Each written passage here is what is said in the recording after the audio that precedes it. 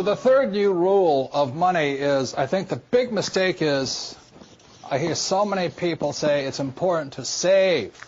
That's ridiculous. And the reason that's ridiculous is because what happened in 1971 is crucial. In 1971, the U.S. dollar stopped being money. In 1971, the U.S. dollar became a currency. And what that meant is Richard Nixon, in 1971, the president, took us off the gold standard. That's like giving an alcoholic free rein to the bar, or it's like giving somebody who can't control their spending unlimited credit cards. So what's happening is all the savers today are losers. You know, the problem with 1971 is that the federal government keeps printing money, so the value of your money keeps going down. So these people, I'm saving, saving, saving, and if you notice, as the value of the dollar goes down, prices go up. So they call this inflation. You know, you look at in 1997, oil was about, I think, $10 a barrel. 10 years later, it's about 135 a barrel. So they say it's inflation, but really what it is the dollar's value coming down. So savers are getting wiped out today.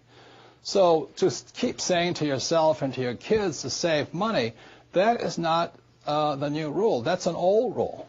So a very big problem for most people is stop using the word save and use the word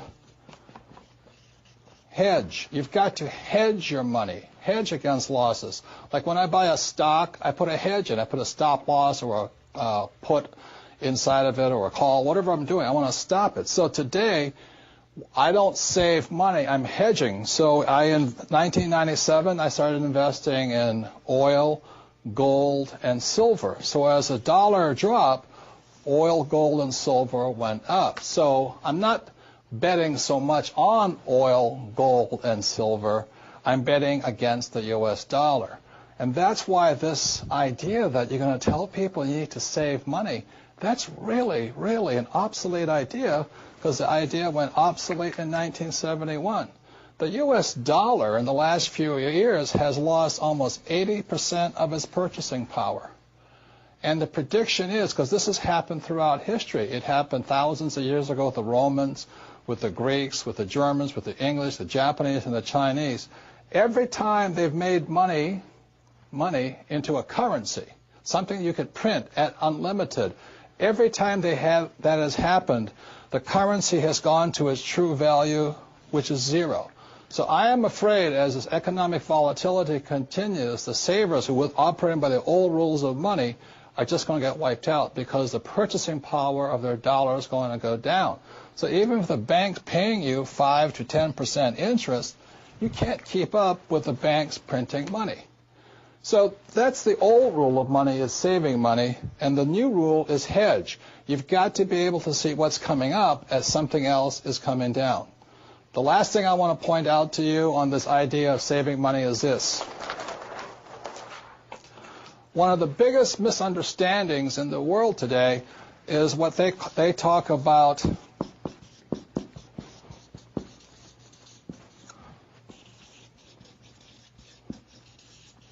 if I misspell again, apologize, is the U.S. Federal Reserve Bank, which I believe was created in 1913.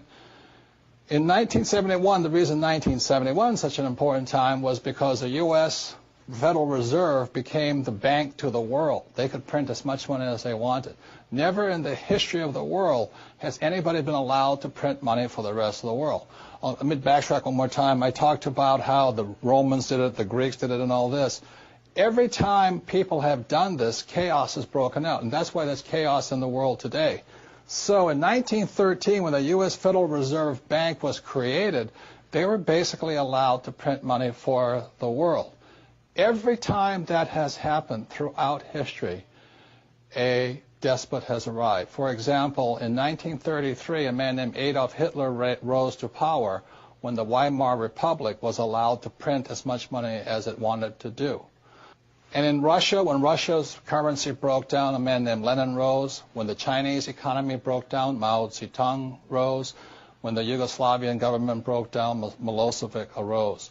So we're in that critical point right now, and one of the causes of it was in 1933, this thing called the U.S. Federal Reserve was created. And I think, they've done a pretty good job of making the rich richer.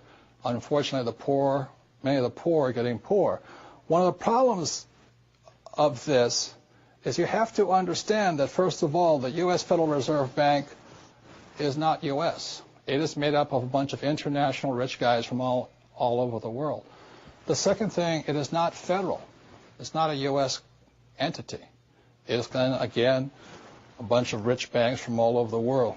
Third, it has no reserves. There is nothing there. And fourth, it's not a bank. So that's why when I talk to people really needing to understand the new rules of money, which really began to take effect in 1971 when we were allowed to print money for the rest of the world, is understanding that this system here is causing the rich to get richer and the poor and middle class to get poorer, but most importantly, the lower middle class is almost getting wiped out. High prices, volatilities in the market, food getting more expensive, gas getting more expensive, savings getting wiped out, home values going around. And the reason the troubles have started, again, is the U.S. Federal Reserve Bank is not U.S., it's not federal, there's no reserve, it's not a bank. So if you understand that, then you can start to hedge your position rather than save money. And that's the new rule of money.